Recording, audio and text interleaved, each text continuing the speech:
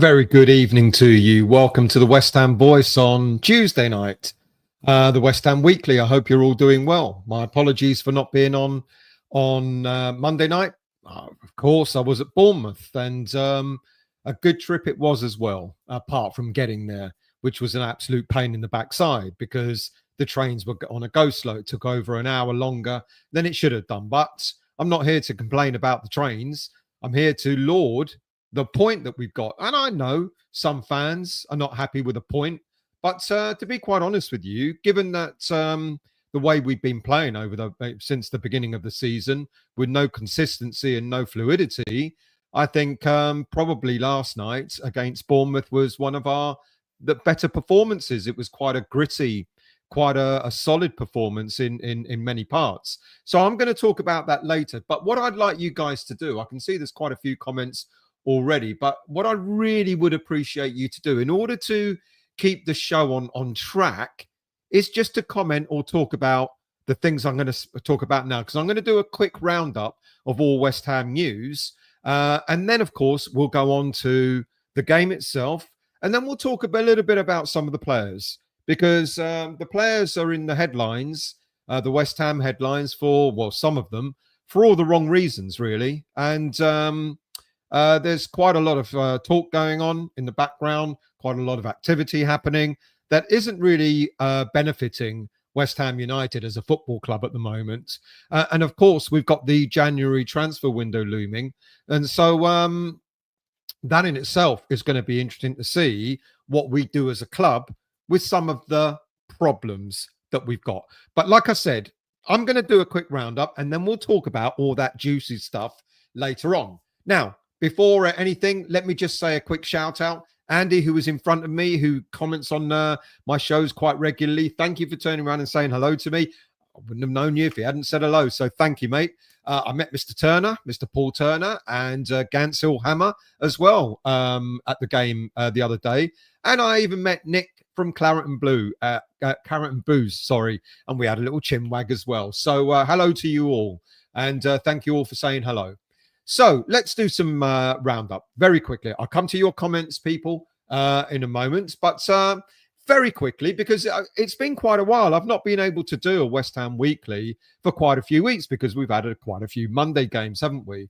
So let's talk about the women's team first. So naturally, where am I? That comment is from last time, so let's ignore that. Over the last few weeks, the women's team have been in action and they've had some decent results. They had some great wins, but they succumbed to a 3-1 defeat in the Women's Super League against Aston Villa at the weekend. But a few weeks back, they followed up a 4-1 drubbing of London City Lionesses to beat Crystal Palace 5-2 in the league. And that was followed up by beating Southampton in the Women's League Cup 3-0.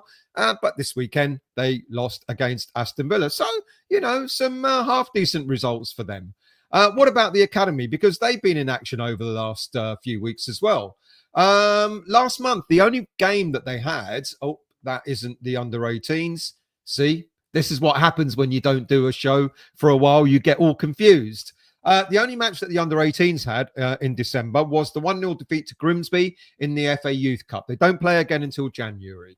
Now, the under-21s over the last few weeks as well, they lost to Lyon in the Premier League International Cup by 2-0. But then they had a great comeback against Borussia Mönchengladbach in, see, that's a name I can pronounce, in the same competition when they beat them 3-1. Now, tonight, they've just finished their game against Sutton in the National League Cup, and they won 2-0. So congratulations to them. That's just finished with goals that came from Josh Ajala, I think, in the 29th minute, and then Junior Robinson in the latter stages of the game. So congratulations and well done to them. Now, what about some loan news? Because we've had quite a few players that are out on loan, and one or two are doing all right. Katsu, what are you doing up there? You got to say, excuse me 1 second, because if I don't pull him off, he'll bring everything down. Come here, boy. Come here. There you go. There's a good boy. Oh, fucks. See what you've done? Say hello to everyone. This is the latest addition to the family. Yeah, he looks like the one that passed away, don't you? Right, go and sit over there. Don't fuck around with the fucking furniture. So where was I? Loan news. So let's start with Callum Marshall. He's having a pretty decent season so far. He scored his fifth goal of the season for Huddersfield Town in their 2-2 draw against Lincoln. The 20-year-old was a sub at the start of the second half, and in the 89th minute, Marshall controlled a deflected cross before rifling home to complete a great comeback by Huddersfield to extend their unbeaten run in the league to 10 games. So congratulations to him. 5 goals, not bad for a player out on loan. In the Championship, George Earthy made his fourth start of the season as Bristol City were held at 1-1 draw at home to QPR. He played in central attacking midfield for the first time since joining Bristol City. Earthy gave a good account of himself, creating a number of chances for teammates in a game that Bristol City commanded. Staying in the Championship, Freddie Potts made his 14th consecutive Championship start for Portsmouth, played just for over an hour, but they lost 4-0 to Derby County. He's doing great. They're not doing great. The result keeps them 1 point from safety, albeit with a game in hand on the two teams above them. Michael Forbes, he's finally made his first league start of the season for Bristol Rovers. The 20-year-old centre-back played just under an hour in Bristol Rovers' 2-0 defeat away to promotion-chasing Birmingham City. In Spain, Naif Agurd is having a great time, isn't he? His Real Sociedad, he and his Real Sociedad teammates recorded their 5th consecutive clean sheet in all competitions in a stalemate against Las Palmas. Just 3 days ago, they had a 3-0 victory over Dinamo Kiev in the Europa League. Now, why didn't he play? Oh, it's too difficult to answer, isn't it? And you'll tie yourself up in knots trying to ask yourself why on earth he didn't play as well for us as he's doing for Real Sociedad. I have said in the past, sometimes certain leagues suit certain players much better than the Premier League. And maybe for Naif Agurd, the Spanish league is much better suited to him. Anyway, a couple of more players out on loan. In National League South, Mason Terry continued his fine form for Hornchurch in a 1-1 draw away to Eastbourne Borough, making a number of incredible saves and blah, blah, blah. So well done to him. And having played in midweek in Doncaster Rovers 1-0 EFL trophy defeat to Port Vale, Patrick Kelly was rested for their League Two clash away to Wimbledon, where they lost 2-0. Right. Let's then now, a bit quicker than I thought, much quicker than I thought. Do you know what? Before I do that, let's go in and say hello to people and see who's in the chat. Right. Let me take that off now. Well, no, I won't take that off. I'll keep that on for a second. Daniela, good evening to you. Yeah, and they've just won. Good evening to you, Matt. I hope you're well. What can we do this January window? I see Gonzo saying if clubs want 100 million, want to pay 100 million for Kudus, he's gone. Surely we don't sell one of our best players and trying to keep him beyond 2025. I'm going to talk about just that in a few moments. If somehow J-Lo gets us to the top 10 or by some crazy footballing miracle we get back into Europe or conference, would you keep J-Lo on? Yes. Also, is there a clause that will trigger a year of J-Lo getting into Europe? I don't know what the clause is for. And it could be that. It could well be that. But he's on a 2-year contract plus a 1-year option. And that might be, if you get us into Europe, then yeah. And yeah, to be quite honest with you, if Lopetegui gets us into Europe, then yes, I would keep him on. Good evening, Kent. I hope you're well, mate. I thought we had a very good performance last night. We dug in at times, which you have to do, but we also played some decent football. We had some luck, but you need it. Absolutely agree. It's interesting that we always talk about other teams. Hang on a minute. Are you all right there? Are you all right there? Let me hold you. Here you go. Yeah, absolutely, mate. I thought the performance was pretty decent, to be quite honest with you. I think there were, after our first 10 minutes or so, where we were a little bit under the cosh, a little bit starstruck. They came at us and we almost struggled to deal with it, but we did. But then we got back into the game and we dominated the first half. I think we did exceptionally well in the first half. And then in the second half, you knew that they were going to come at us. And I think we held on. I think we more than held on. We held our own, to be honest with you. And Kent, again, yeah, I know, mate. Thank you for sending it to me. I will, because it's about a 50-minute long video, so I couldn't watch it today, but I definitely will. Very interesting. Some of the bits in it mirror stuff that's going on now and how the fans feel. Definitely, I'll look at that, mate. And thank you for sending it to me. Toha, good evening to you. I'm on the Bowlane Lounge still. Will appear at that. Oh, I didn't know they were on. My apologies to them. I was chatting to them earlier today. My sincere apologies. I didn't know they were on tonight, so I won't try and not come back on and again on a Tuesday. It's unfair to those people. Epic, good evening, mate. I hope you're well. Daniela, no club spends 100 million on a player. That's why we put that tag out to stop the speculation. That we're going to sell him cheaply due to the rumours. Rumours that he's not happy. We don't know if he's not happy. Good evening to you, Colin. I hope you're well. Good evening, Graham. I hope you're well. Thank you for joining, mate. Who else have we got here? Mark, good evening, mate. I know this will sound stupid to ask because all the managers' talk and Loppy being under pressure has passed for now. But what happened with the talk that we were looking at 36-year-old Matthias Jazel? Exactly the same talk as we were apparently looking at Terzic. Apparently we're looking at Potter. Apparently we're looking at all the other ones. What happens is, mate, I mean, yeah, I'm not an ITK, so I'm not going to tell you for gospel, but the bits of info that I get is that we make inquiries, and we certainly did make inquiries about coaches. Do you want to go and sit over there now so I can do this show? Huh? Go on. The same thing happens when we're looking at players, when we're looking at coaches and all that. We make inquiries, and we make inquiries through intermediaries. We don't necessarily go directly to. We don't necessarily go directly to the coaches or the players' agents first. We make talk. You know, we show that we have an interest. That's probably all there was with Matthias Jazel. Just interest and no more than that. Who else have we got here? Good evening, Hammer Time. I hope you're well. Good evening, Paul. Good evening. Thank you for joining, mate. Good evening to you, Howard. How are you? Rashford on loan for the rest of the season? I think not. Shall I tell you why? Because he's on something like 300 grand a week. There's absolutely no way on earth, unless Man United are willing to pay more than about 2/3 of his wages. There's no way on earth that we're going to be looking at Marcus Rashford, because nothing more, just because of his wages. James, good evening, mate. I hope you are always late. Well, look. You know, I mean, come on. Good evening to you, Hack Tom. Good evening. Great result for the under-20. Absolutely. You know, they've had some bad results the last few this season, but also some decent ones. And tonight was a decent one. Absolutely. Good evening to you, John. I hope you're well. Mr. Armitz, how are you, mate? I hope you're well. Quick mention to the absolutely 2-0 win. Juha, good evening, mate. I hope you're well. Good evening to you, Steve. How are you?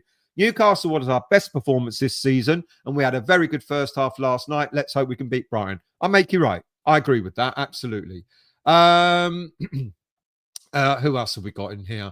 Good evening, dads. I hope you're well. Heard a rumor that West Ham are after Christian Benteke on loan. Benteke won the Golden Boot in the MLS, beating Messi. No. Yeah, there he is, and he ain't going anywhere either. Don't scratch the jumper. Don't scratch it. Don't. Good evening to you, Daz. I hope you're well. You know, maybe Rashford needs a new lease of life. Maybe West Ham. Remember Lingford?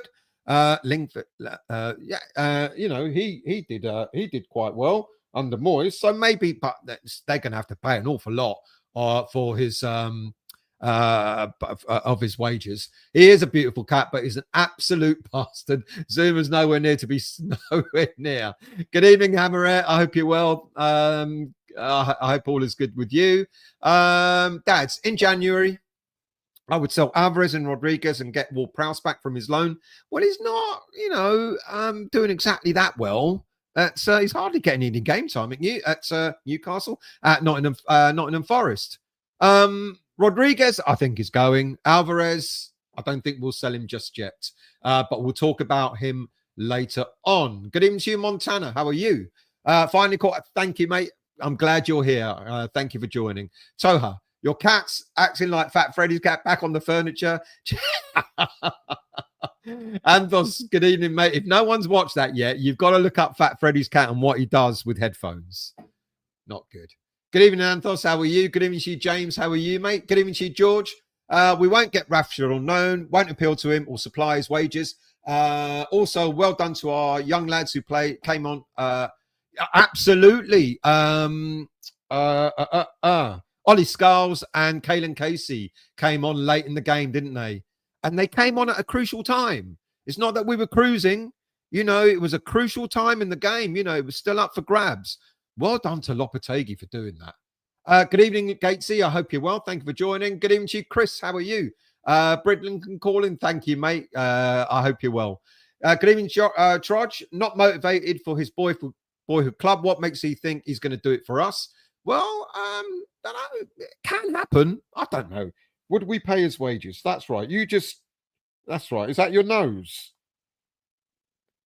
Fucking hell. Anyway, good evening. Good morning to you, Alan. How are you? I hope you're well. I'm so distracted. He won't go. If I put him down, he'll just start grabbing back at me again. Jesus Christ. And he's a heavy little fucker as well. He's only a kitten.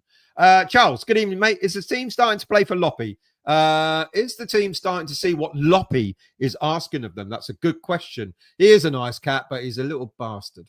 Obsidian, how are you, mate? I hope you're well. Colin, good evening to you. They seem to be playing for the manager last night who turned up and performed. You've got to look at who played last night. You've got to look at who was in the starting 11 and who wasn't. You've got to look at who didn't even make. If you're going to lick your balls, then you might as well go down there and do that. There you go. Go on, mate. Go on. Well done. You've got to look at who played last night, who started in that team. You've got to look at him bringing on youngsters because he didn't have a full squad. And why is that? We'll talk about that in a minute. Good evening, Ian. I hope you're well. He's back again. A positive was Bowen regaining his form. He's cracking, underrated player. He's a cracking, underrated player when on song. Absolutely. Good evening, Mandy. How are you? That is one cheek. He is. And he eats a lot as well. Oh, don't you little fucker? Huh? Taking over the show, aren't you? 8 Barley. Good evening, mate. I hope you're well. Thank you for joining. Who else have we got? Matt, Usyk or yo, when's that on? This weekend? Dad's again. He is a boy cat. Yeah, you got it right. Dad's. Matthias Jezel, contract expires 2026. West Ham could hold out then. Absolutely. Wasim, good evening, mate. I hope you're well. After last night's results, does that mean we keep Loppy until Christmas or the end of the season? Too early to say, but it's more performances like that, then it won't surprise me if we keep him on until the end of the season. Nigel, good evening, mate. I hope you're well. The board have no idea who they want. Well, I think they do have an idea who they want, don't they? They've got an idea who they want, don't they? But he's not available at the moment, is he? Is that right? In other words, I think one or two of the head coaches that they would really like are currently in employment. Leon, good evening, mate. I hope you're well. Thank you for joining, mate.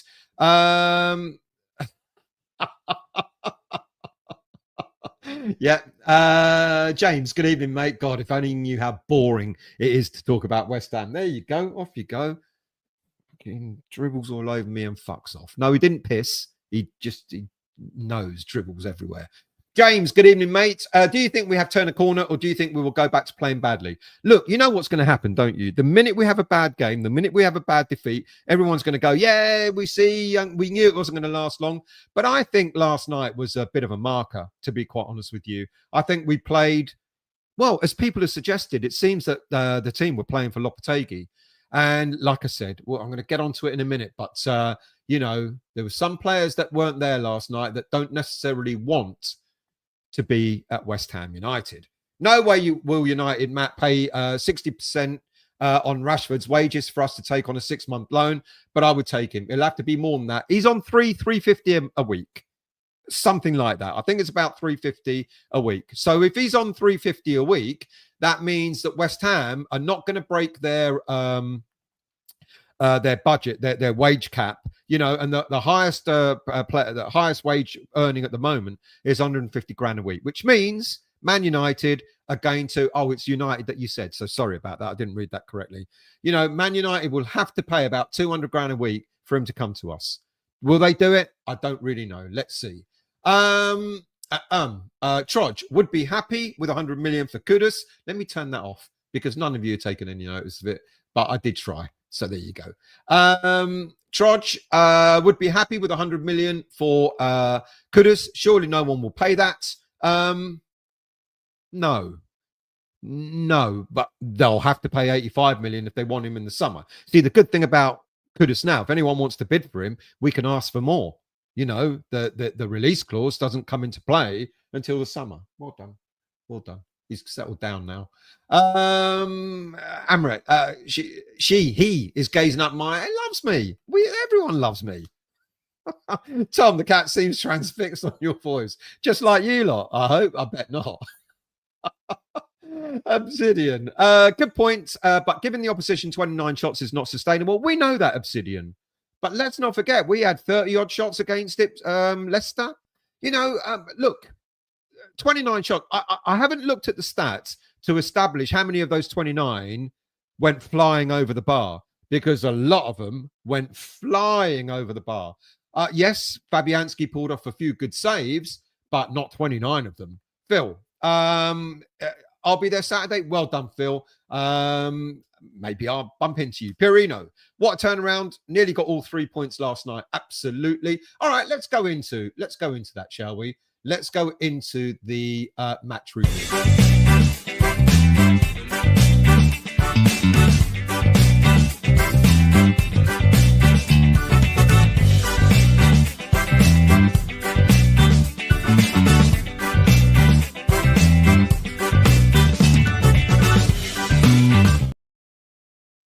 It was a really good performance last night. Like I said, over the last two games that we've had,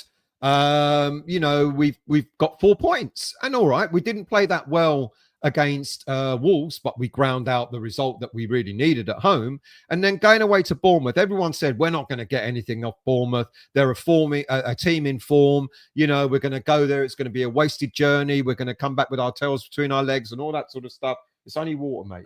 With our tails between our legs and all that sort of stuff. And look, we put in a performance worthy. Yeah. In a way, I was really gutted that we didn't get the 3 points, especially when we got our goal so late in the game. And then all we had to do was just hold on. But let's go through the lineup first of all, because the lineup was quite interesting. We saw Paqueta coming back into the team, and he started out on the right and could have started out on the left. Now, apparently that was tactical, because Paqueta was trying to mark out or combat the left back display of Kirk. Is it Kirkes, who I spoke about the other day, who's already provided a 1 goal and 2 assists? No, 1 goal and 2 assists for Bournemouth. So apparently Paqueta was put there as a tactical measure. It's interesting why Kudus couldn't do that role. Or even maybe Bowen there and put Kudus up front. But anyway, look, who's arguing? Paqueta was back in the team. It was a tactical switch, but also I think Paqueta played really well, and he sort of merited coming back into the team. The rest of the team, we knew that Emerson was missing because of 1 game suspension, because he notched up 5 yellow cards. That means we had to do a shuffle around at the back. And I was speculating, would Mavropanos go on as a right back, Wan-Bissaka over at left back, and maybe Kilman alongside Todibo in the middle? Well, it seems not. Soufal came back in. Wan-Bissaka certainly went over to the left side.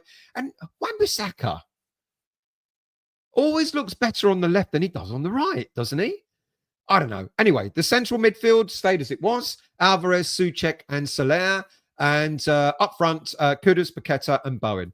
The only thing I was disappointed with, yet again, is that Somerville was the fall guy. And it felt that that was going to happen after he was subbed against Wolves at the last week. And you just knew that when this game was coming, Somerville was going to be the fall guy. Now, I thought him being the fall guy was because we were going to have Fulkrug in the team in order to play up front with Kudus on the right, on the left, and Bowen on the right. But that wasn't to be either. Look, that lineup was all right. When I saw it, I wasn't like, oh, shit. When I saw that lineup, I was like, fair enough. I'll take that. And then when I looked at the bench and we had Areola, Somerville, Fulkrug, Guilherme, Danny Ings, Andy Irving, fine. And then Caelan Casey, Ollie Scarles, Lewis Orford, all on the bench. Shame that Orford also didn't get a little bit of game time. He came on at the end of the game. He congratulated both Scarles and Casey for playing. And you could see he was like, if only. But you know what's really, really good? When we're talking about the transfer window coming up and all that sort of stuff, and, what are we going to do to strengthen the squad, etc. Well done. Hands off. Well done to Lopetegui for actually having Casey, Scarles, and Orford in that team. One may say that he had no choice, quite possibly, but at the same time, one may also say he put faith in them, and even more faith, not only on the bench, but they came on. He could have played Guilherme, he could have played Ings, he could have played Irving. I know he needed defenders, and that's what Casey and Scarles are, defenders, and we're a little bit short of defenders. And maybe in the January window, we're going to look for maybe one or two defenders because we might have to move one or two on. But well done to him for doing that, and well done to him for actually bringing them on at a crucial time in the game. Look, like I said, first half, I think we were great. We absorbed the initial pressure. We looked a little bit wary, a little bit scared initially in the first few minutes of the game. We were giving the ball away really, really easily. Even when we weren't under pressure, we just seemed to give the ball back to them. In fact, that was happening throughout the whole game. And then when we needed players to step up, we got them. Fabianski pulled off a number of fine saves, especially in the first half with his feet when it looked like Bournemouth would go 1-0 up. But, other players did extremely well as well, like Paqueta. I think he put in a good effort. I think Bowen, someone's just mentioned in the chat, he also put in a good effort. And there were a number of players. Now, ironically, even though it was Mavropanos who kind of sort of lost us the 2 points because of the foul that he made, an unnecessary one, many would say, he and Kilman actually had half decent games at some points in the game. They did what they needed to do. They cleared the ball when they had to. They weren't going forward as much as they had been in the past all season. They were dropping deep when they needed to. Guess what? We were almost playing the low block. How amazing is that? And look, they weren't perfect. Both Kilman and Mavropanos were not perfect, but they did the majority of the times the job that they needed to do. Wan-Bissaka, as I've already said, you put him on the left, you put him on the right, he seems to be great. Soufal, we do need a right back, I'm sorry to say. A great endeavour. He always plays with his heart on his sleeve. You know what you're going to get with Soufal, but there were times when he was a little bit found out, especially against anyone with pace, and that's the concern going forward. If we continue to lose Emerson for either suspension or injury or whatever, and if Wan-Bissaka goes out on the left, or if we lose Wan-Bissaka to injury or suspensions, then we're gonna. I worry a little bit about Soufal, to be quite honest with you. But the game was good. I think the game was good. Second half, they came at us. We knew that they'd come at us, and we weathered the storm. I think we rode it out. And then the penalty, of course. Look. Would I have been gutted if that was given against us? Absolutely. It looked as if, and apparently a lot of you guys were saying when you were watching the game, it looked like the referee didn't want to give it. And he was made to go and look at the VAR screen. And he had no choice. And then apparently, as you were all saying, he was apologising to the Bournemouth player. What the fuck? Apologising to the Bournemouth players because he had to give a penalty. I don't get that. I don't understand that. What is going on in his mind? Sorry, lads, I'm giving a sorry for what? You're doing your job, mate. You're not doing us a favour. You're doing a job. Would I have been gutted if that was given against us? Of course I would have been. Of course I would have been, but a penalty it was. And Paqueta put it away with aplomb, calm as you like. I hate that little, that little jig that he does. Your heart's in your sleeve. We were right in front of him. We were on the side and we were looking. I go, don't do a jig. Just go and smash. Paul Williams was saying, smash it, smash it. All he was saying was just smash it. And he went and just stroked it in. But we went mad, didn't we? But we only went mad for a minute or two because, unfortunately, we gave the free kick away. A couple of minutes to go to the 90 minutes. And they got that. Great goal. Great goal. Great free kick. Great goal. Point shared. Decent. Yes, to be quite honest with you. I think we came away with that with our heads held high. And that's great. But what was interesting, of course, is the celebration. And it looked to me, now, Lucas Paqueta is one of those players that you could argue has probably got an axe to grind with Lopetegui because he's been dropped for the last few games. But I think he's taken it in the right way. We know that Paqueta has been quite poor for quite a number of games, not just this season, but also last season as well. He's been dropped. He's been made to think about his game plan. And look what he came back with against Bournemouth. He came back with endeavour. Look, not everything came off. He was trying to do the slide rule pass and all that sort of stuff. The Hollywood pass that was going to look great. And there were a couple of times it almost happened. So when he's in an advanced position, trying to create a goal-scoring opportunity, you'd forgive him. But it's when he loses possession a little bit further back in midfield or even further back than that, that's when you sort of hold your head in your hands and go, come on, mate. But so he would have had an axe to grind, but he didn't. He came back in and he tried to prove a point last night, and all fair play to him as well, because I think he did exceptionally well. Ironically, if there was a player that should have maybe subbed, that was Souček, because he was just giving the ball away, at will. But anyway, overall, the game was good. I think we deserved the point. We almost deserved more, but there you go. But the interesting thing about Paqueta's celebration is, to me, it looks as if some players are with the head coach. Some players are backing him, but some players are not. And this is where we now start looking at speculation with regards to transfers. But before I do that, let's go into your comments and then we'll talk about some transfer noise that started in earnest. Obsidian, good point. Yeah, I've done that one. Thank you. He's aching to pull a thread. He has. He's done it. He's already done it. There you go. He's already done it. So, Thank you, mate. Do you want him? Graham. Finally, some faith in youngsters and not before time. James, I wasn't too happy with last night's performance. You're going to have to tell me why, because I think last night's performance was pretty decent, to be quite honest with you. Troj was same mistakes as before. People just like it because he brought on some kids. No. In all honesty, I saw a different game last night. I really did. For me, that was a much better performance than the ones over the past, throughout the season. Apparently, the subs were not overjoyed when Paqueta scored. Yes, Pierino. Quite a few people have said that. Apparently, the likes of Ings and Irving and one or two others just looked on in horror. And that's why I went back with this. How many players are on the same... thinking along the same lines about Lopetegui? Paqueta looks like he is, but we seem to clearly have one or two players that want him to fail. Why? James from Hammer, it's a mixed bag from Hammers. I thought it not too bad, to be honest. I agree with you. James says, I think we're overlooking the bigger, and obviously you're going to have to tell me what it is. Square pegs, round holes. Well, as I've just mentioned, Paqueta was put out on the right for a reason. And I think he did well. Did I expect him to play on the right? No.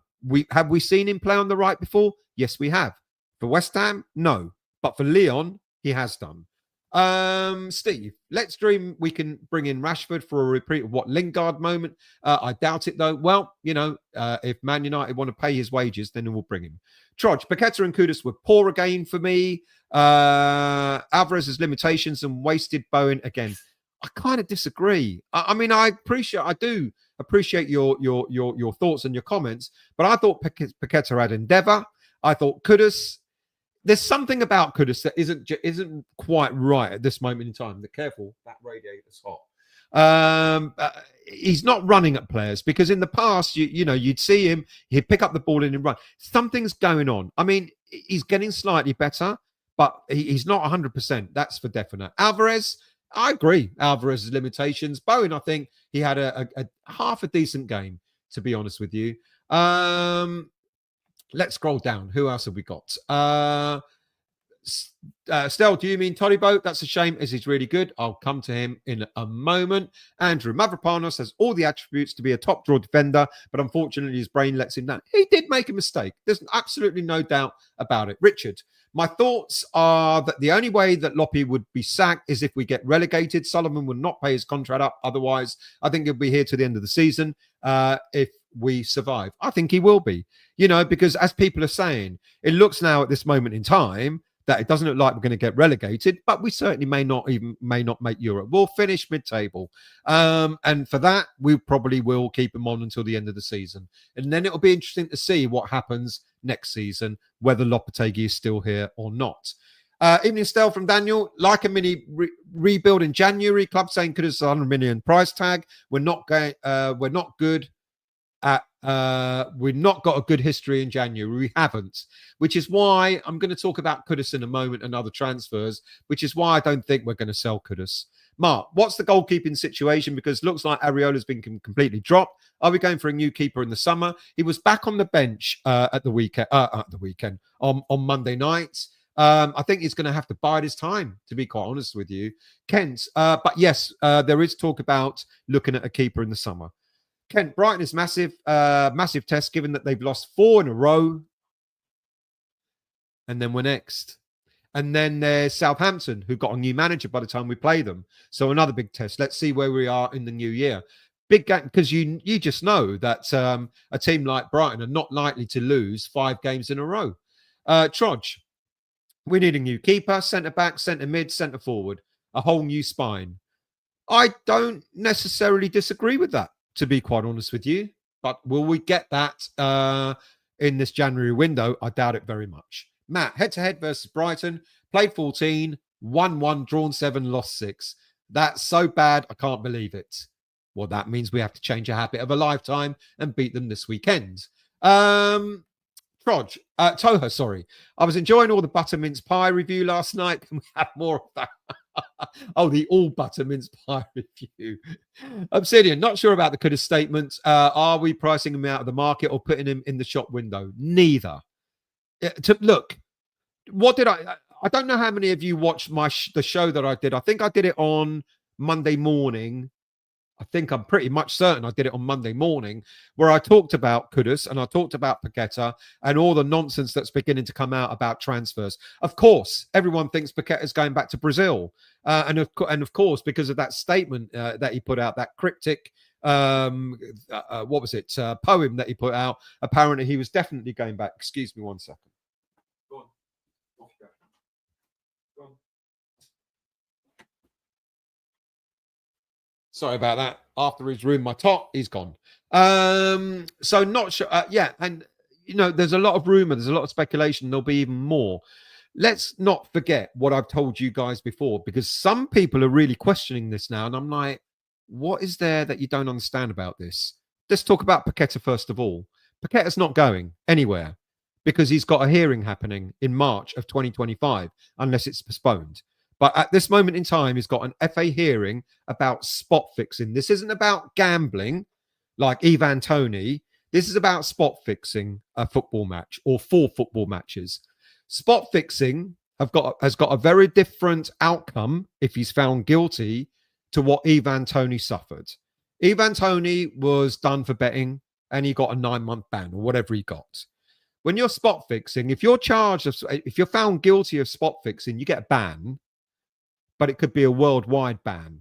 And it could be a worldwide ban probably for the end of his career. That's how bad spot fixing is. Because people have been going, what are you talking about? The FA charges. What's it got to do with worldwide football? If he gets done for spot fixing, he gets banned worldwide. Full stop. There's no ifs or buts about it. So all these rumors that are coming out about him, he's gonna go to Brazil, he's gonna be loaned out, he's gonna be sold, and this, that, and the other. No, because no club is going to take that risk. No, let me stop. If a club wants to take that risk of the outcome of the charges next March, then that's down to them. If they turn around and say, we'll take that gamble, we'll buy him off you, then if he gets done, that's it. He gets banned. Doesn't matter what club he plays for, whether he's still at West Ham or not. And at the same time, there's no way we're going to send Paqueta out on loan.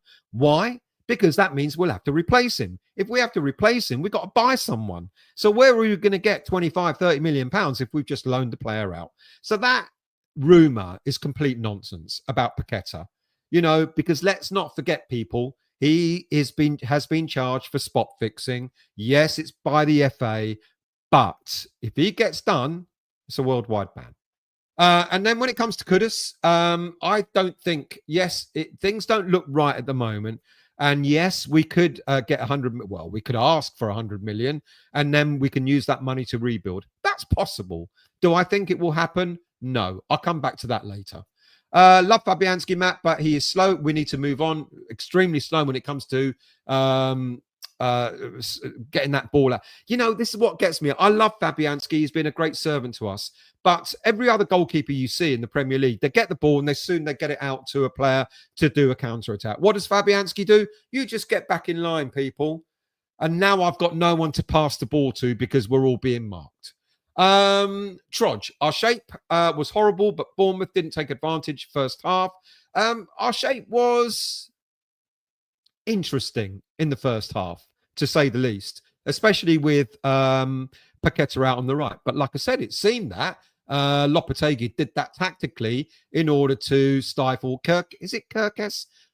Evening, Rico. I hope you're well. So happy and excited right now just to be eligible for a season ticket for our new stadium next season. Well done, mate. I hope it goes well. I did see a video of it raining and it was flooding. Is that being sorted out? Andrew, our midfield still isn't right. Souček, Soler and Paqueta, not in sync, unbalanced. Yeah, that's because Paqueta played out on the right. All right, it is odd, but he did play out on the right. Let's see. Wan-Bissaka, NWO has been great. Absolutely. Who else have we got? Good evening to you, Dale. How are you? We get a top-class player like Kudus, and in just over a year, we're looking to sell him. Utter madness. We have to keep our top talent happy, and that comes with good communication. No one is saying that we're looking to sell him. Do you know who's saying it? Social media channels. That doesn't mean that we're going to look to sell him. And this is where we get things confused. This is where we have the transfer noise, because we hear things and we make automatic assumptions that West Ham United are the club looking to sell players. No one has said at West Ham United that we're looking to sell Kudus. Does every player come at a price? Absolutely. Absolutely. If a team wants to come along and say to us, here's £100 million for Kudus, and we look at that and go, right, so with that money, we can buy a striker, a midfielder, and another defender, I think we might take it. I even joked the other day when I did the show on Monday morning about Kudus. Apparently Newcastle were interested, and we know Newcastle don't have the money. I said, well, look, if Newcastle want to fork out £50 million and get Kudus and give us Harvey Barnes in return, I'll take it, because with that other £50 million, you go out and get yourselves another couple of players.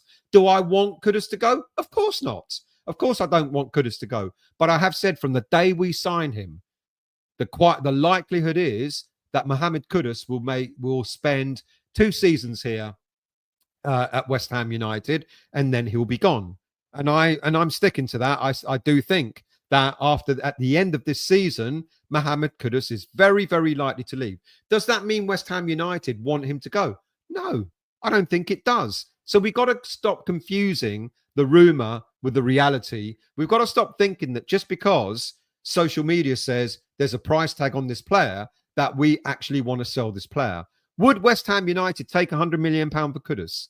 Probably yes, if they're going to spend that money on players, just like we did with the Declan Rice money. If you remember, no one was moaning about Declan Rice leaving when we went out and bought ourselves Mohamed Kudus. And at the time when he was doing really well, went out and bought ourselves Alvarez as well. So there's no saying that if we sold Kudus, that we wouldn't go out and spend that money again. I think we will. I think we'll go and strengthen the team. NWO, Kudus was tired or uninterested.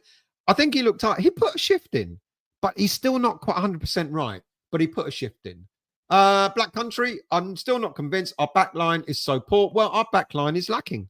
We need another right back. We need possibly another left back, and we need another centre back. It's we need that strength in depth. Lopetegui said before the beginning of the season, when after we got Todibo, said, I still want one more central defender, but we didn't get him. Let's scroll down. Andrew, I love Kudus, but let's be honest, we knew he was going to be used as he was going to use us as a stepping stone. If we get anything between 85 to 100, we can rebuild the squad again and keep on evolving. Now, let's also not forget, people, that Mohamed Kudus only signed with West Ham United contract when he insisted that a release clause was added into the contract itself, which we agreed to. And that's why we set it at 85 million pounds. Henry, Kudus, I think, was frustrated that this ref kept giving him nothing. He put a shift in. Honestly, I'm not looking at this through the West Ham tinted rose glasses or whatever you call them. I actually think a number of our players put a real shift in last night. Did they look like the players of old? Not yet. Not yet.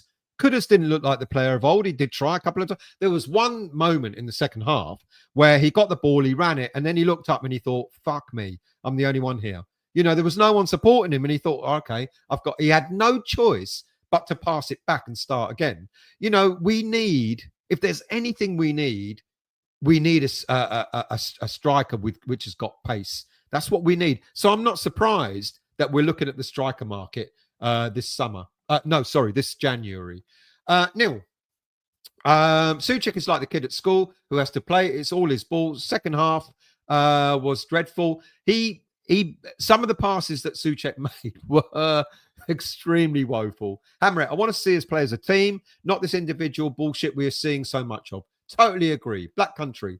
That's it. Good night, mate. Thank you for joining and thank you for your comments. Paul, Obsidian, agree. We had some great chances that should have counted. I didn't know what Obsidian said.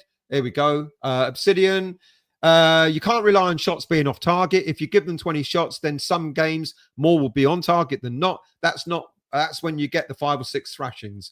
Let's not forget the number of chances we had against Leicester a few weeks ago. And had we scored those, we would have thrashed them. Some teams have off days. We do too. Off to work, Matt. Thank you for joining, mate, and thank you for your comments. Much appreciated. Mark, if Kudus did go for big money, play Wan-Bissaka on the left, pay 40 million release clause for Frimpong from Bayer Leverkusen, one of the best right wing backs currently. Good shout. Daniel, why was Fulkrug, Scarles and Casey subbed on instead of Guilherme? Especially Fulkrug, as he's probably be off sooner rather than later. We don't know that. This is the other speculation. I know I'm guilty because I'm part of the social media machine, but sometimes some social media channels, and I'm not talking about YouTube specifically, but I'm talking about, the columns that you read on social media and all that you see in Twitter and you see on Facebook and you see on all these other websites and all that. Sometimes they should just be a little bit more honest rather than sort of looking for the sensational title. Fulkrug is unhappy. Fulkrug is going. How do we know that? How do we know that? And I suggested in the show that I did, I think on Sunday when I did the preview of the Bournemouth game, we're going to find out. Apparently someone said, Lopetegui ain't going to play Fulkrug because he doesn't want him to get injured before the January window opens. And I said, let's see what happens. If Fulkrug plays any part of the game against Bournemouth, you can knock that rumour to the side. Fulkrug came on, which means that's a load of bollocks. He's not going to play Fulkrug because he doesn't want to get him injured because he wants to sell him because Fulkrug's unhappy.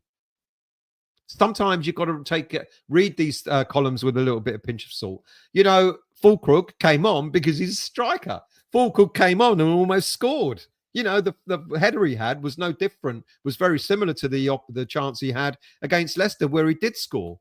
Scarles, Thank goodness. I'm pleased for Skulls and Casey. They came on at an extremely crucial time when we were trying to defend. We were under the cosh. We were under the cosh. You know, before we got our penalty. Let's not forget, they came on before the penalty whistle. Certainly Skulls did. You know, so it was still 0-0 at the time. We came on to shore up the defence. I don't have a problem with that at all. Guilherme, I don't know what's going on with Guilherme, if I'm really, really honest with you. Sorry, I wasn't giving you a lecture there, Neil. My apologies. I don't mean it in that way, but sometimes we just got to look at the rumours that are out there and just try and read between the lines a little bit. Mr. Levin, didn't see you there last night. I hope you're well, mate. Thank you for joining. Paul, ref was bent. It was a penalty, handball. The ball changed course. Yeah, he didn't want to give it. Very strange. Very, very strange. Good evening to you, Navadius. How are you? Thoughts on performances? Does it look like sign of improvement?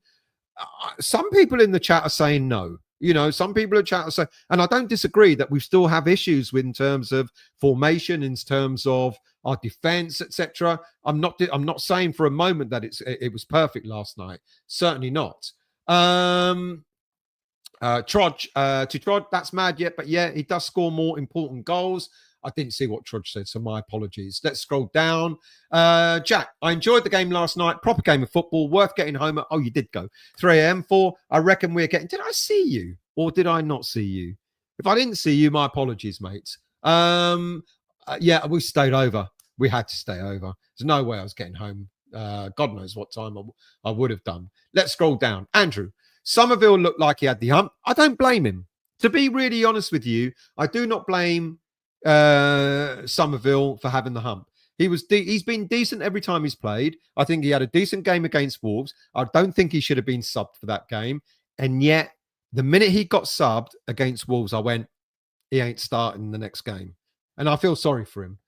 When he was waiting to come on, standing next to Lopetegui, yeah, I don't blame him. Graham, green shoots of recovery, perhaps. Early days, because, you know, the next time we get thumped, the next time we get beat, you know, everyone's going to be going, well, there you go. That didn't last long.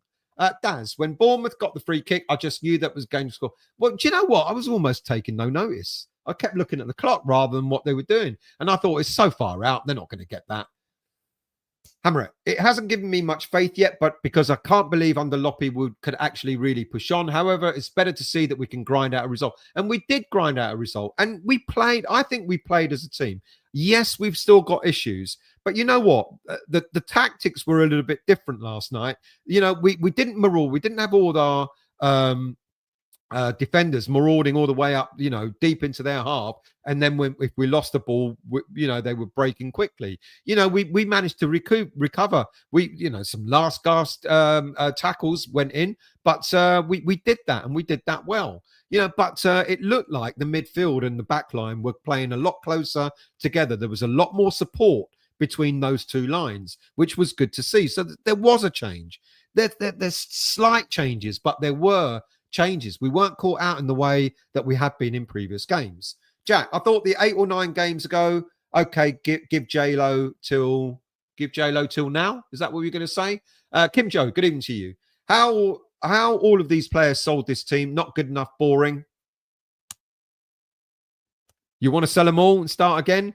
Well, that's why we don't have any continuity. That's why there's no consistency, because a new manager comes in, he wants all his own players. I mean, we had a rebuild anyway. We had no choice, you know, because of the way, with the greatest of respect to David Moyes, the way he left the squad, we had to rebuild, you know. But now what? It takes time to gel.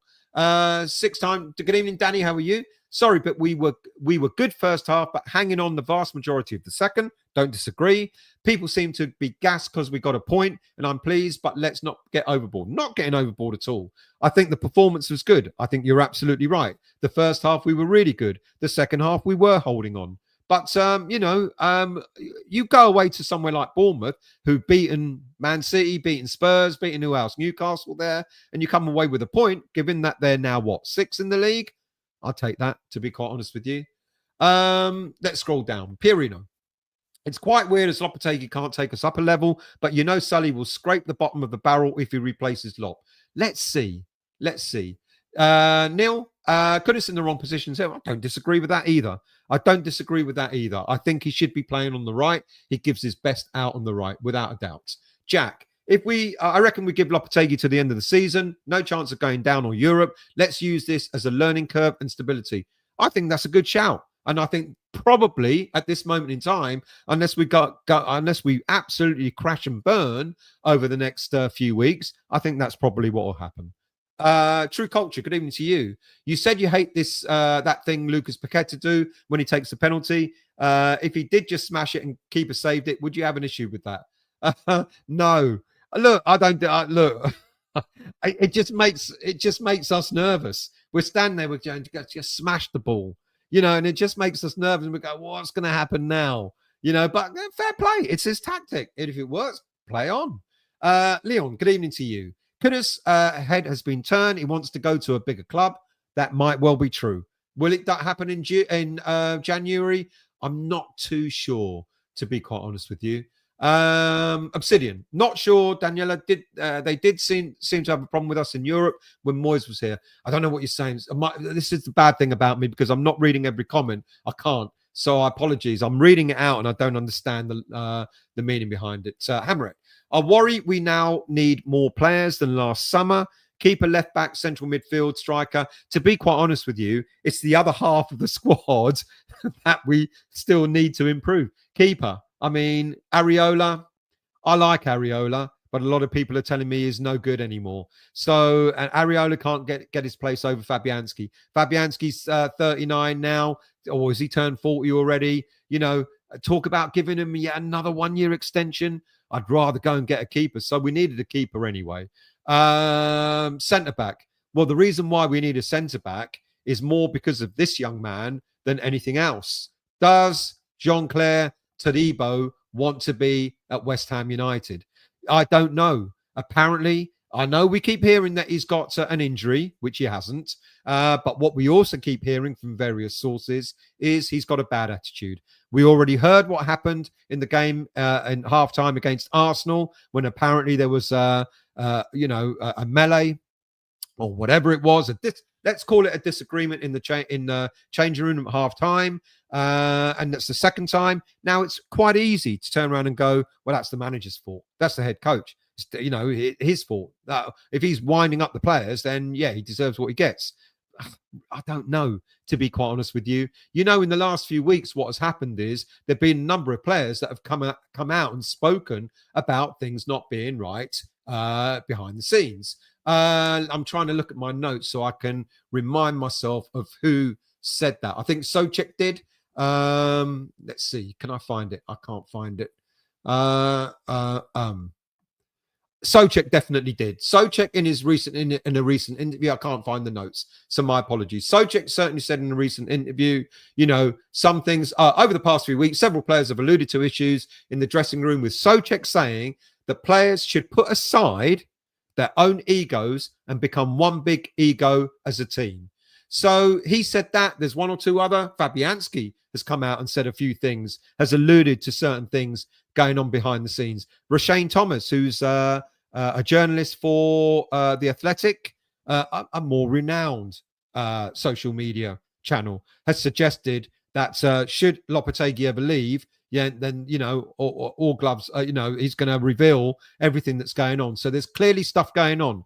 Now, it's easy to turn around and go, well, that's the head coach. He's not right. He's not getting on. Even I said it. Even I suggested it ain't right. It must be the head coach. Now I'm beginning to wonder if it is, or maybe beginning to wonder, especially what Souček said about big egos behind the scenes. And apparently this young man has got a big ego. Look, we knew that he was being chased by Juventus. We knew it was quite likely he preferred to go. Well, not quite likely. We knew he preferred to go there, and that didn't happen. And now it's looking like he's throwing his toys out of the pram. The irony is he's playing. He was playing. He was getting picked. So I don't understand that. But then we've got other players. We've got Alvarez, and it was mentioned earlier by a viewer. Probably thinks he deserves a bigger club. And then there's Rodriguez. He's a World Cup winner, isn't he? So he probably thinks he shouldn't be dropped for games. And I dare say there may be one or two others. And that's why I talked about Paqueta earlier on and suggesting that maybe he showed a difference by going over and, celebrating with Lopetegui by saying, yeah, I've been dropped, But you know what? I've taken it on the chin and I'm back and I want to, I want to demonstrate to you that I want to be part of the first 11. This is what we want from players. We want them to have hunger to be part of the first 11. Of course we do. But if you're throwing your toys out of the pram, then that's not showing hunger. That's just showing petulance, to be quite honest with you.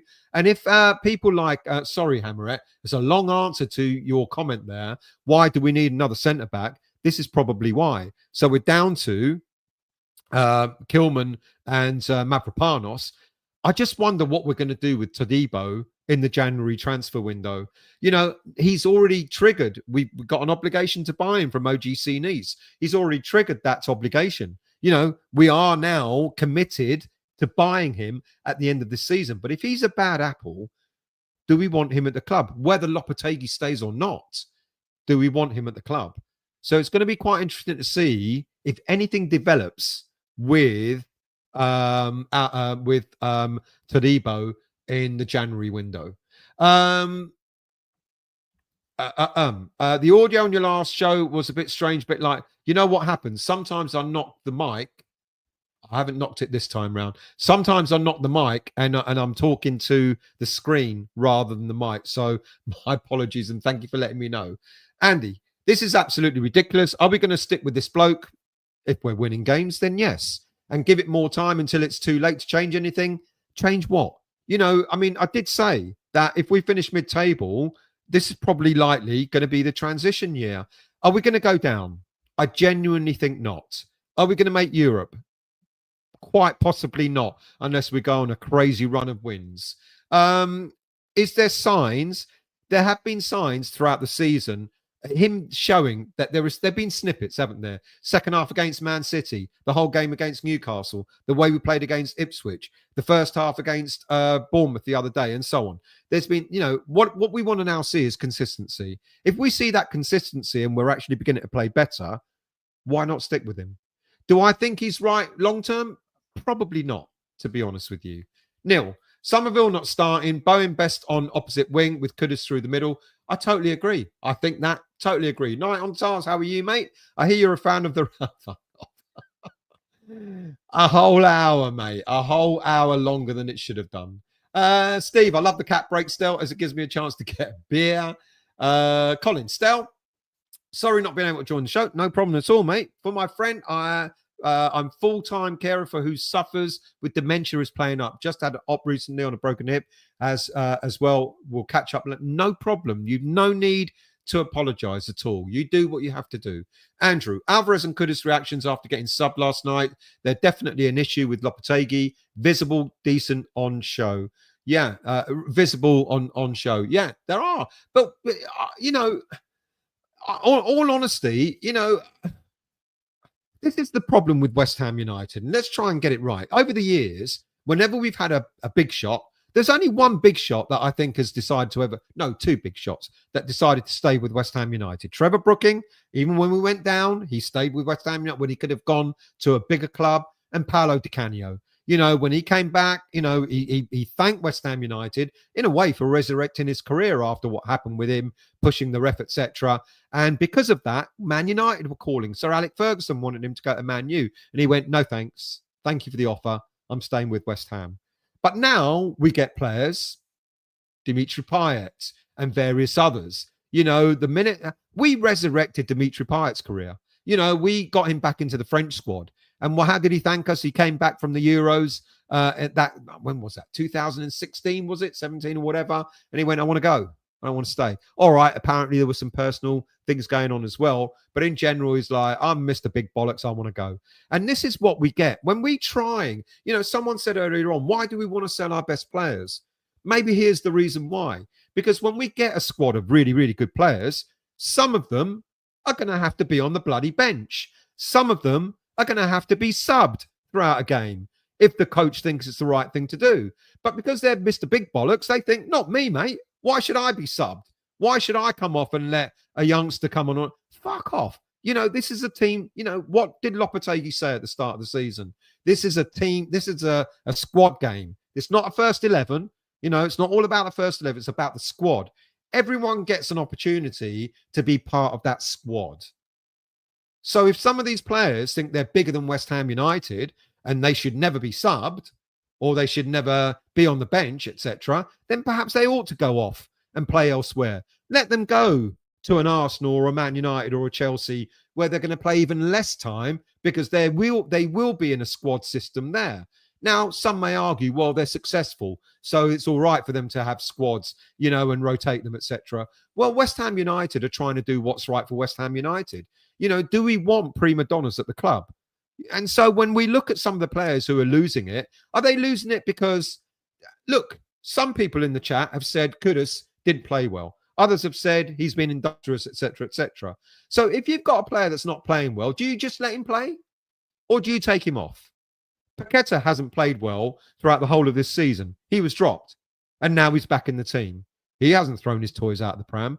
This is it with West Ham. This is the problem that we have at West Ham United, a club like West Ham United at our level. We aspire to be better. Absolutely. We go and get these really good players, but these really good players think they're going to play every minute of every game, regardless of how they perform. I don't think so. So fair play to Lopetegui when he decides, you know what, you ain't playing well, I'm going to drop you. He dropped Areola, he dropped Paqueta, he's dropped a number of players throughout this season. And then I went, wow, he's, you wouldn't normally you wouldn't have that under David Moyes. David Moyes picked his favourite 11 regardless. And that was it. He dropped Souček earlier in the season, Lopetegui. Now Souček, he didn't have a good game last night, but now Souček has demonstrated he's one of our better midfielders. He's brought Soler in. He's brought in competition. You've got competition. What did he say? I want 2 players for every place in the team. I want 2 goalies. I want 2 right backs, 2 left backs, etc., etc. That means that not just when you don't get replaced just because you're injured, you get replaced if you're not playing well. Isn't that right? Isn't that what we want? Don't we want competition in order to improve the way we play? So these players who are unhappy at being subbed, they may have to look at themselves. People have said Alvarez didn't play well. People have said that Kudus didn't play well. Do you keep them on the pitch just because they're playing, below par? No, you take them off and try something different. Sorry, I'm going on a rant. Hamrick does show passion when they get arsey at being subbed. I don't mind that, to be fair. Would rather that than a player being chuffed at coming off. Yeah, fair play. I don't mind that either. But, it shows that they care. But at the same time, if they think they're, Jack the Lad and shouldn't be subbed, that's another matter altogether. Mark, latest from 10 minutes ago, is West Ham interested in 22-year-old keeper Noin Atubolo, who's the Freiburg keeper? Yeah, I read that earlier on. And there's a new striker that we're interested in as well. There's only one that I'm going to mention tonight, but I know there are going to be a lot more stories coming up. Let's scroll down. Daniela, Kudus probably said he's not going to sign another contract unless we're in Europe or won a trophy, so can't let go on a free in 2027. Look, we'll sell Kudus, and if we get the right money for him and we invest, what do you say? Everyone was upset that Declan Rice left, but he left. I reckon Rice will come back one day. Carpi, will we have him back? Not now, but maybe later, after he's realised he's not going to win anything with Arsenal. Anyway, Carpi, I would sell Kudus if it means one decent striker and a central midfielder. There you go. You see, there are different views on everything, which is why this show is so good. Kim Jo, I don't care. We're never going to get the best out of him if you play on the left. Look, I agree. I don't want Kudus out on the left. I agree with you on that.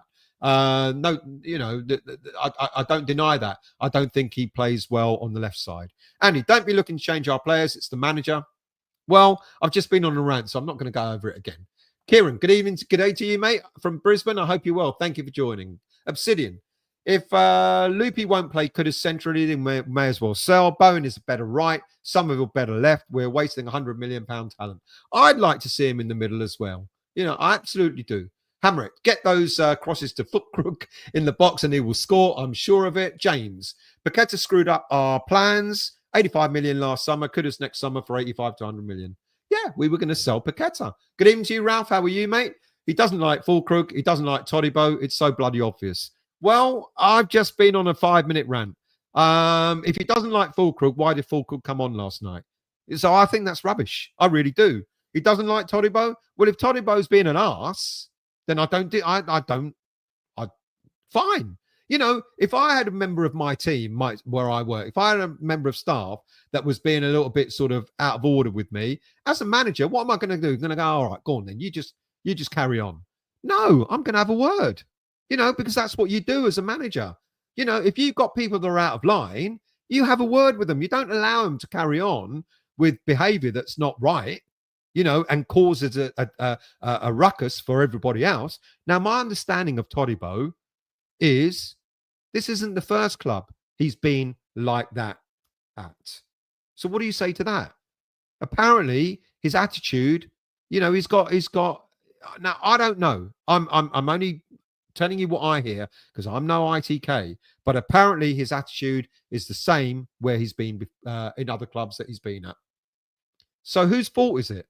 If a player is being out of order in training, etc., what do? Do you play them or do you say no? You're out of order. You're not right for the team.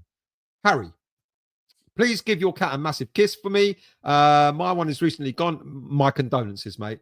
Our one, he died earlier this year as well. So my condolences, Harry. Neil, sounds like too many of you are listening to Talk Bollocks and Jim White. There you go. Even he's guilty. Talk Bollocks, and he's just as bad as all the other social media that's out there. Who else have we got? True Colour. Fulkrug missed a sitter. It was a good chance. It was a good save, to be quite honest with you. Leon, 49% possession to us, 51 Bournemouth. Is that a record? It's not bad, is it? We asked for more possession and we used it better. We created some chances, not as many, but we created some chances. Let's not forget we played away from home last night. Carpi, Fulkrug looks technically poor, but his movement and position in the box is good, so he will score goals. I think we need more from a striker. I think you're right. I don't think he certainly hasn't been bought for his technique and pace. He's been bought as you're a lump, get in there, we'll get the ball to you, you do the rest. Yeah. And that's why we're looking apparently at the striker market at the moment. How I'm far behind.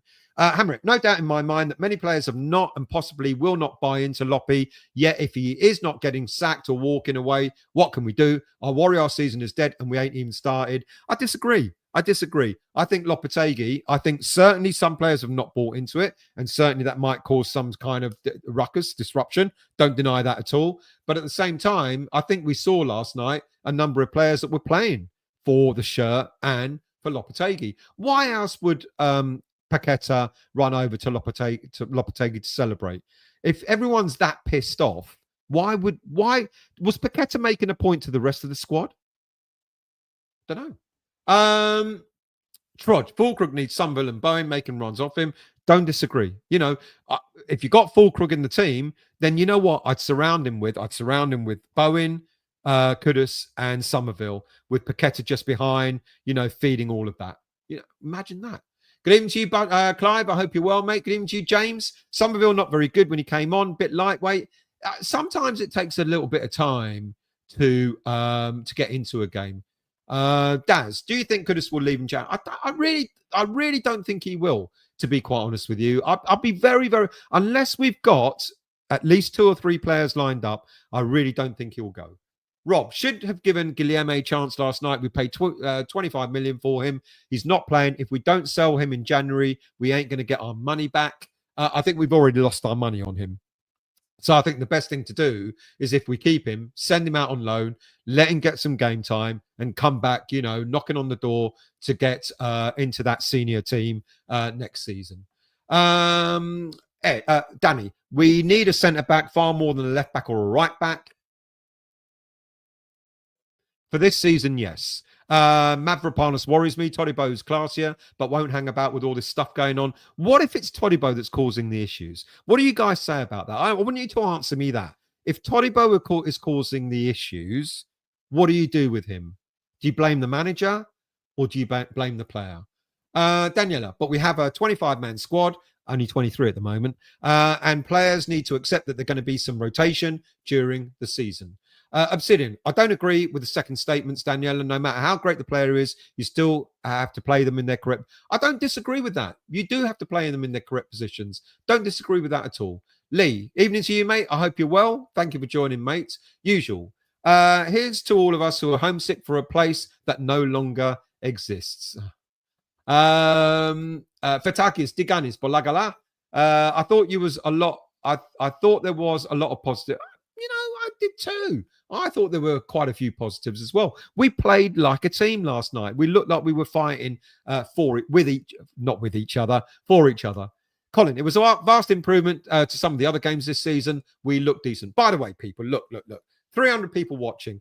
If you've yet to hit that like button, go ahead and do it now. It doesn't take long to just press that like button. And whilst you're there, why not become a subscriber of this channel? Look, it ain't for everyone, but you never know. You might enjoy one or two shows. You might not like one or two, but being a subscriber puts you in that position to go, I'll give it a shot today, see what crap he's gonna come out with today. Please do hit the like button and please do become a subscriber of the channel. And there's also a little bell down there that will tell you when I'm next on to come out rambling. And whilst I'm on, I've got to do this and get it out of the way as well. Give me a second, and then I'll go and ramble on more. Right, you want a chance to win a custom-led, multi-signed West Ham shirt, multi-signed by the squad, of course, plus the chance to win a further 17 instant West Ham prizes. Go to footballprizes.co.uk for all the latest details. Tickets for this competition is a mere 39p each, but there are something like nearly 3,000 of them. Terms and conditions apply, so good luck if you fancy doing that. Right, now I can get on with ranting again. Where are we? Hammer it. Thing is, we don't have too much. We don't have to do too much to look better than the standard we are producing. Kudus was a lot better last season. Surely that's down to position. It probably is. Yeah, to be honest with you, it probably is. Hammer time. Not going to get Europe, not going down. So why not give some youngsters some minutes? He did. He played Kalen Casey and he played. And I thought Casey we didn't see much of. He got lost in the melee. But Ollie Scarles at left back. Well done, young lad. He put some challenges in. He was up for it. He put some challenges in. Daniela, thought Soler was good last night. He was good. And the reason why he was taken off is because he was on a yellow card. Now, he misses the next game. So we're going to have to change it yet again, in the game against Brighton at the weekend, because he's picked up his 5th yellow card. Soler, also only one who can calm it down in midfield. I like him. I think he's growing into the West Ham team. I do like him, but unfortunately, he won't be around at the weekend. Pirino, yes, we crossed the libido already. Yes, we crossed the. I don't know what you mean. Clive, Paqueta pledged immediate future only because no one wants to take a risk to blow back from his charges. How cynical of you. Kim Joe, all I've got to say is I'd rather pick the player over the manager. Really? Even if the player's wrong? Even if the player's at fault? Trodge. So Alec Ferguson never used to, he would just get rid of players. Didn't matter who they were. If they were out of line, he got rid of them. So why should Lopetegui tolerate players who are out of line? Trodge, take a look at successful tackles per 90 in Premier League. You won't find a West Ham player in the top 60. We do have to improve. There's absolutely no doubt at all, not disagreeing with you. There is still a lot more to do. Obsidian. If Todibo is the problem, if Todibo problem is Loopy, then we have a problem. Financially, it will cost around 5 million to ditch Lopetegui, but Todibo is going to cost us 40 million, and we won't get half that money back in these circumstances. So, do you keep a player because of his financial worth, even if he's a bad apple? I don't think I would. Carpi, I'm now thinking to give Lopetegui the money to spend in January, keep Steiden out of it. There he is again. Tim Steiden getting away with murder. Joe, I think these are great points. Thank you, Matt. Look, yeah, I'm not saying I'm right. I'm not saying I'm accurate. I'm not saying I'm right. But you've got to look at things, and you've got to sometimes look. Yeah, it's been too easy for the last 3 or 4 seasons to throw the blame at the manager, head coach, and go, it's all his fault. It's all their fault. It's their fault. None of the players are at fault. And yet, at the same time, in the same breath, we go, Paqueta's not been playing well for the last season and a half. Alvarez looks shocking this season. Kudus doesn't look great. Bowen's been out of form, etc., etc., etc. And I'm not saying it's only the players at fault either. Yes, when it comes to positioning for Kudus, for example, we know he'll be better off on the right-hand side and we'll probably get more out of him. But sometimes Todibo's been starting. Todibo's not been dropped. The only reason Todibo's been dropped recently is because of attitude. I don't know. Tell me I'm wrong. Gas. To Trini Hammer. Where's Trini Hammer? I hope you're well, Trini. The manager telling a player he's playing crap is standard. You can't go slapping the manager if you think he's embarrassed. That's bollocks. He's a man. Suck it up. Happens all the time. I agree with that, Gaz. To be honest with you, you don't go hitting someone because you don't agree with their state, especially when if I look, I'm not going to lie. If I shouted at one of my staff, I'd expect a reaction. I certainly wouldn't expect them to go, "Oh, Stelios, what's wrong with you?" Of course I would, but would I expect to be grabbed? Fuck no. Not that I shout at my staff, by the way. I don't do that. I'm not that sort of person. Agree, Stel. These things take time, Paul. Some of them are on the bench for good reason. Hammerette. The most annoying thing, how far am I? Not far. The most annoying thing for me is that we keep Loppy for a very mediocre season, risk decent players wanting out under his reign. Seems far less complicated to sack. It's not. It's more complicated than that. Trini, players realise they're not going to play every game, but it's how the manager handles them that may be the issue. We can't put it all on the players. Not saying that I am. And you're absolutely right, Trini. We've got to look at maybe how the manager is managing those players. Totally agree.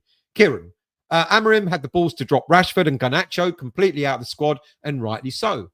Yeah, and he's doing it for a reason, and Lopetegui. I wonder what conversations Garnacho and Rashford had with Amorim after being dropped. Do you think they're going to go, "All right, boss, no problem, mate. Thank you. See you next week in training"? Pirino. I think quite a few of them just want to go because that's what they want. And that could be true as well. Leon, last season, we were flogging them week in, week out. Well, yeah, because Moyes played a completely different way. Kim, that's exactly the problem, Hammerette. If there are issues in the dressing room, a well-run club will be concerned. Sullivan just sits on the... Well, you've got to wonder. And here's why maybe Sullivan hasn't taken the action to sack Lopetegui. Maybe it's not on Lopetegui only. Let's scroll down. Howard. Loppy is on millions and we're here arguing the toss on 2 bob and a dozen apples. I'm seeing signs of positive change. Brian. Has Lopetegui earned some respect from players by a bit of consistency and better tactics? Players as good as Alvarez, Kudus and Todibo would be fine playing at West Ham. They should be fine playing at West Ham, don't they? But maybe some of them think that they're above their stage, that they should be playing for much, much bigger teams where they're going to be benched every other game. And maybe that's what needs to happen to them, Brian. Maybe Alvarez and Kudus and Todibo and everyone else that thinks that they're bigger than West Ham need to go to the likes of Liverpool and then find themselves being benched for half the games. James. Even still, I always thought that give Lopetegui till Christmas, see where we are. Big squad turnaround. He still has dubious decisions on selections, but thought first half was an improvement. Agreed. Rob. Paqueta, Kudus, Alvarez came to West Ham as a stepping stone to show what they can do and move on to bigger clubs. Let's not fool ourselves. Come on. Don't disagree. I totally agree with that. I do totally agree. And this is why West Ham United can never, this is why we struggle with growing, because we buy these players. The minute the world knows about them, everyone's interested in them. We want to keep them. But unfortunately, we've got to sell one of them in order to then improve the squad again. And then all of a sudden, when one of them goes, everyone else wants to go. And then we find ourselves, they're all going. And then we're starting again. And that's that constant rotation, at West Ham United. We buy a good player. Everyone knows about him. Everyone wants to buy him. I'm not surprised that we're putting release clauses as big as we are on our players. Rightly so. Rightly so. When Paqueta, before all the stuff with the FA, had an 85 million release clause. Rightly so. That Kudus also has an 85 release clause. Will Kudus go in January? If someone came and offered us £100 million and we had 3 players lined up to replace him, we'll take it. But I don't think anyone will offer £100 million. Obsidian. Somerville doesn't deserve to be dropped. Totally agree. And his replacement is never like for like. Kudus and Soler. Why don't we take Kudus into the 10? Totally agree. No, I do. Yeah. And yeah, I totally agree with that. I think he's been great.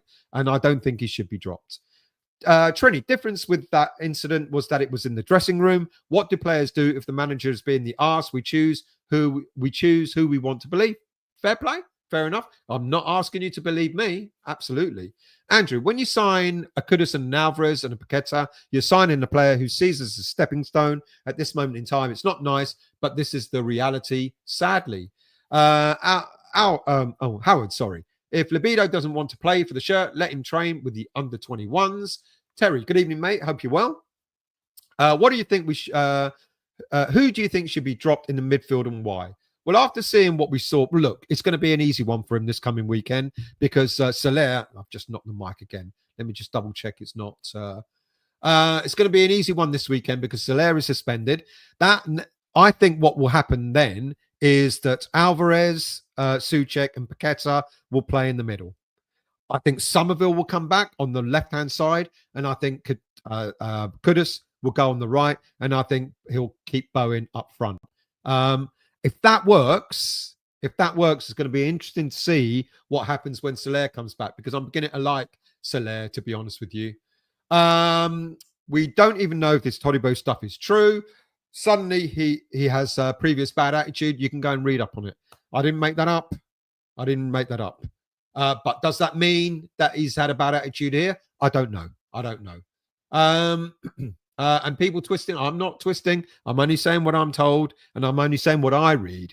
So do your research. Mark, it's always something with Todibo. Fitness test, dust up with manager. There you go. Gaz, I do just think you have to take it on the chin, suck it up, prove him wrong on the pitch, not slap him. If that did happen, which I doubt, I'm sure he'd be gone. Todibo, that is. Well, it's going to be interesting to see what happens in January. Steve, I remember when Moyes was slow in buying players because he wanted to check their character. Also, hindsight, interesting comment that. James, Fulkrug did well to get his head on the ball. Striker's instinct. It was a good save. Andrew, I liked Somerville, but I didn't realise how small he was. He definitely needs to bulk up a bit. If he's going to improve and become a success, in my opinion, he's going to have to grow about another 2 foot as well. He's short, quite short. Daniel, if we continue the form of the last 3 games for the rest of the season, I take it 100% for sure. Graham, give Fulkrug a chance. He hasn't had a chance yet. He's been injured for 3 months. I think he's easing him in, to be honest with you, which is probably why he's not been starting games. He might start on Saturday with no Antonio, and if he scores a few goals, then he may change his mind and want to stay. Thank you, Ian. I really appreciate that. Please, please, please hit the like button. Please, please, please become a subscriber. Thank you. Darren, if Todibo is being a prima donna, I'd leave him to rot in the reserves. I think that may prompt an attitude change. Howard, I won a signed shirt off the network last week for just going on the channel and talking bollocks. There you go. Well done. Spend another 39p. You might win another one. Trodge, Alvarez being dropped for months probably didn't go down too well. Yeah, but Alvarez hasn't been playing great, has he? Michael, the only evidence of player character I have is when they speak in post-match interviews. Recently, Fulkrug, Alvarez, Bowen, and Paqueta have all spoken and sounded like they want to turn it around. And that's great. And that's really good to hear. Graham, Soler slows everything up in midfield. He's decent, but he needs to evolve. I think he's composed. Does he slow everything up? I don't know. Trini, Todibo's not a bad apple. That sounds laughable to me. Okay. I'm not saying, I've been told stuff. I've gone and read stuff. And I've seen stuff that have suggested that maybe, but I'm not saying he definitely is. Hamrick, perhaps the team now know we are not sacking Lopetegui, so now they're just digging in and making the most of it. That could be also true as well. Ian, Orford in for Soler and Brighton might get a few fans backing Lopetegui. Decent shout, maybe on the bench again. Salty Salmon, good evening to you. Any strikers you like the idea of in January with the recent disharmony in the squad? I can tell who we'd suit. Who would we suit? There is a striker I'm going to talk about in a moment. KJ, I must admit I was confused with Paqueta and hug to Lopetegui. Is that some players? I must admit I was confused with Paqueta and the hug to Lopetegui. Is that some players for and some not? That's what I'm suggesting earlier. Maybe some players are bought into Lopetegui and some are not. Also, Kudus playing back Ball back and rare take on, still not going to plan for me. There were certain cases where he wasn't supported. He had no choice but to play it back. But that in the box stuff that he did last season it's gone for some reason. Carpi, I'm split on Lopetegui. He's looked clueless a lot this season, but he's been let down by poor recruitment and a lot of egos in the dressing room. I wanted him gone, but now think we should give him the season. Pierino, it's very deep, whatever's going on. If he wants to say something to Todibo, he has to have a safe environment to do that. Yeah, fair enough. We don't know. Like I said, we don't know what's happened in the background. It may not be what we've been told. It may be all completely different. Trini, any other manager in the Premier League would play Somerville, Kudus and Bowen and have them fluid. That would be a nightmare for any defence. Totally agree on that. Totally agree. I would love to see that happen. I really would. Didn't he do that? He did that against Wolves, didn't he? And then he changed it. I want to know the truth. We all want to know the truth. Can you handle the truth, Hammerette? B Gaines, good evening to you. I wish we could get our old backline solid. I like Mavropanos, but he worries me. He gives pretty much a goal away every time he plays. Our overall stats are not the worst, but we are conceding too many goals. I totally agree. Let's move on. Trodge. Internet used to be good when it started, but now there's more disinformation than information. That is very true. Leon. Mainstream media starts saber rattling against our club to unsettle our best players to get moves to the so-called big clubs. That I 100% agree with. Totally. Good evening, Sam. How are you? Soler actually looked half decent, dropping back, trying to dictate play. I like him. Bow and Arrow, good evening to you. Thoughts on the potential Rashford deal? Don't bother. Don't even get carried away with it. You know, Rashford's on 350 grand a week. Unless Man United are willing to pay 200 grand of that 350 grand wage each week, he's not going anywhere near West Ham. Would Rashford interest you? Would he interest me? Yes, he'd interest me, but not for that money. No way, Jose. Mark, signing 9 players and expecting a miracle manager to ease them in and gel instantly is a stretch. Man management and all that. Absolutely agree with that as well. Who else have we got? Trodge. I lacked humility, seriousness, and professionalism. Todibo speaking of his Barca time. I lacked humility. I lacked seriousness. And I lacked professionalism. Maybe he's still lacking some of those things. Maybe he hasn't learned his lesson. Trodge. Who else have we got? Neil. Not just his in the box play. Kudus looks very reluctant to run at players. He looks like he just wants to move the ball on. It is odd. I mean, the one time that I agreed with him was when he got the ball, ran down the left flank, looked up and thought, fuck me, there's no one. And he had no choice but to pass. And he looked a bit pissed off that he had to pass it back. He didn't have anyone to play up with. Graham, even if players have fallen out with Lopetegui, then they will stay, want to turn up. Then they would want to turn up if they want themselves in the shop window for future transfer interest. Or price gets lowered and they go off for less than we should get for them. Pierino, hope we don't lose Alvarez and Soler. They're classy on the right day. I think Alvarez probably has his head elsewhere. I think Soler is probably going to be here next season. James, if the full crook rumour of wanting to leave is because he's homesick, let's see if he stays. Trodge, I know he lacked preseason, but it still took an extra 2 months to start, and that was expected. That was Todibo. Perino, I was mistaken. Unusual, I know. It's only Soler who will be missing against Brighton. There you go. Right, I've caught up. An hour and 33. There is a player that's there's only one player I'm going to talk about that I did talk about the other day. Clearly, you lot didn't watch my transfer rumor show on Monday night, so you're going to have to look it up. But there's one player that I can say with certainty that we have an interest in. And why with certainty? Because the Botafogo owner, Trextor, I can't remember his first name, John Trextor, I think it is an American who owns Botafogo, the Brazilian club, confirmed that we had actually approached Botafogo. We made an inquiry, not a bid. We made an inquiry about the availability of Igor Jesus. Textor turned around and said, West Ham United did approach us with an interest. However, I did speak to 4 other Premier League teams. I spoke to 2 Spanish clubs and I spoke to a German club. Now, whether that's true or not, because he wants to get people trying to create a bidding war for him, I don't know. I don't know.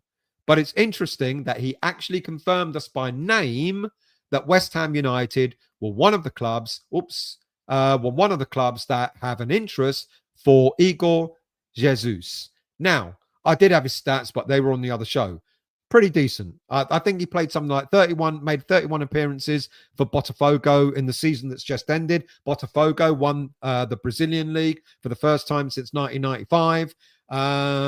He played about 31 games. I think he scored something like 8 goals with 5 assists.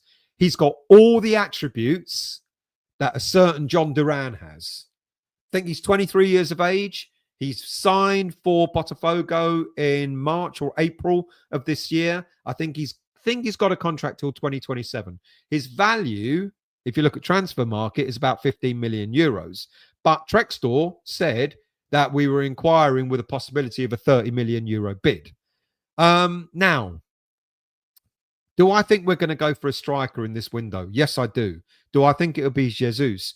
Maybe, quite possibly. Will we have the stomach to go into a bidding war with other clubs? Well, we've been told that we've got to sell in order to buy. We need to generate funds in order to buy a player. And I guess this is where the Kudus thing comes in. You know, you can start then seeing, quite possibly, if a team is going to go for Kudus and bid 100 million or 90 million for him, then maybe a third of that money can go towards signing Igor Jesus. He's got all the attributes, like I said, of John Duran. He's got pace. He's got an eye for goal. Well, he should have. He's a bloody striker. He can play along the front line. He's pacey. That's the thing that intrigues me. He's got an abundance of pace, and that's something that we are missing in our lineup at the moment. Just like I said about Kudus, you know, running down the flanks, looking up and going, there's no one there. Someone like Jesus would be the sort of player that can get in the box quickly. And so I quite like the idea of maybe looking at signing someone like him. Apparently, we've got a few other interests elsewhere. But there's talk about us getting a loan player in. We can't. Well, we can, but we can't. And the reason why we can't is because we've currently got 2 players on loan. You can have 4 players on loan in any one season, but you can only use 2 of them. I don't know how that rule works. I read it and double read it and triple read it, and I go, yeah, that's what it's telling me. So you can have 4 players on loan, but you can only use 2 at any one time. You know, so we'd have to get rid of, or we'd have to change the status of one of our loan players, Todibo and Soler. Now that then starts making me think, if we go out and get someone out on loan, are we going to move Todibo on? It's quite possible, people. It's quite possible. But Igor Jesus sounds like a pretty decent player. He's played for... Who did he play for? He played in Saudi. I think he played in Dubai for a club for a while, and then he went back to Brazil earlier this year. He sounds like a decent player. He sounds like the sort of player that we should have got in John Duran. So look out for that. That's the one player at this moment in time that we have a bit of an interest in, and only because John Textor, the owner of Botafogo, has said it himself. I think we are going to be looking for maybe another defender as well, depending on what happens with Todibo as well. So I think it's going to be an interesting one. I think it's been an interesting window. We're going to see what comes of it. Let's finish off with your comments. Trini, Kretinsky will soon own the Royal Mail. Yeah, he's a businessman. He owns things and he makes money out of them, just like he does at West Ham. James, Jesus will be available on Christmas Day and not before. Neil, Howard, he goes missing over Easter. Neil, just how many Jesuses are there? The nutty penguins at school told me there was only one. Toher, he must have checked all the boxes then, Trini. Boom, boom. Danielle, Obsidian Curse. Jose and Conti would always fall out with these club owners, as do a lot of managers. What did Obsidian say? I don't know. Darren, why can't we sell a Gerd? Well, we actually can. That's a really good question. We can sell a Gerd. That's a good point. Very good point. You know, he's doing really well. I don't think he's coming back to West Ham. I think it's time we said to Real Sociedad, give us some money, please. That's a really, I've completely forgot about that, Darren. Thank you. Trenny, I doubt any team has 100 million to spare in January. Liverpool, maybe. We need Jesus as a goalkeeper for the saves. Get Rashford on loan. I don't think that's what we need, unless you play him up front. Hammer, we've got to sign someone, a striker who's ready to start straight away. That is expensive. It will be expensive to get someone that can start straight away. That's the thing. Steve, we should get Abu. At least we'll have something to sing. Blasphemy, Obsidian. I don't want either of them. Point is, Lopetegui has formed. Are you talking about potential coaches? Has formed for being hard to get along with. Wolves fans warned us about him being divisive in the dressing room. There you go. There's the other side of the coin there. Mallard. Still think we should go for Jonathan David. I don't think Jonathan David's remotely interested, to be quite honest with you. And that's the honest truth. He's got his final year of his contract at what's the French club he's playing for? I've forgotten. And I think he's got his eyes set on a big club. Trodge. Bonifaci can be an Antonio replacement. But again, will he come to West Ham? Good evening to you, Sean. I hope you're well. Howard, Cornet is on loan. Stell, money in the bank. Well, actually, there's interesting Cornet from some championship sides, and they might well buy him rather than get him on loan, because apparently Southampton want to sever his loan deal, which means he'll come back to West Ham. But West Ham are trying to look for an alternative, and it could be either loaned to a club in the championship or sold, quite possibly. Usual. Agerd, Real Madrid are giving him the once over, apparently. That was ages ago. That's come and gone. And then apparently Real Madrid said they're not interested. That's it. Thank you, people. Really, really, do we own? Well, here's the interesting thing in. The obligation to buy, I believe, was something like he starts 5 games and then we've got an obligation to buy him. And this is it. At this moment in time, we're obliged to buy him. But obviously, we don't want to buy him yet because we haven't got the money now. We want to wait until the next transfer window, the summer one, when we've got the money, the TV money coming in, all that sort of stuff, in order to be able to buy him. So we kind of do own him, but we don't own him. Terry, thanks for your time. And you're my pleasure. Always a pleasure. Daniela, no, Liverpool won't have 100 million if they want to keep Trent on 300 grand a week, and they're looking to Salah on big money as well. There you go. That's it, people. Thank you so much for joining me on a Tuesday night. You know, no more Monday football for a while, so I'll be back with the West Ham Weekly next Monday, the usual day. I don't know if anyone's nicked it. They better not have. But I hope no one's nicked it. Don't forget, people, this is the only channel that you come to on a Monday night. So don't forget that. By the way, if you have yet to subscribe, hit the subscribe button, become a subscriber, hit the like button. Have a great week. I'm going to do other shows throughout the week because there's going to be a load of shit to talk about. All these rumors coming out. So thank you all for watching. Thank you all for taking part in the show. And I'll see you all very soon.